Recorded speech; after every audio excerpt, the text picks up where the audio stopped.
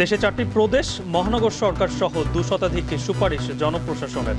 সব বিভাগে হাইকোর্টের বেঞ্চ সহ 86 প্রস্তাব বিচার বিভাগ কমিশন। আমরা এটার থেকে মুক্ত হব, সত্যিকার ভাবে নাগরিক হিসেবে অধিকার ফিরে পাব, এটাই আমাদের প্রত্যাশা এবং আপনাদের এই রিপোর্টের মাধ্যমে সে প্রত্যাশা পূরণ হোক।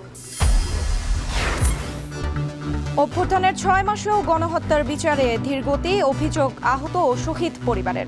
রাজনৈতিক দলগুলোর ব্যর্থতায় নতুন দল, বললেন হাসনাত পাটোয়ারি।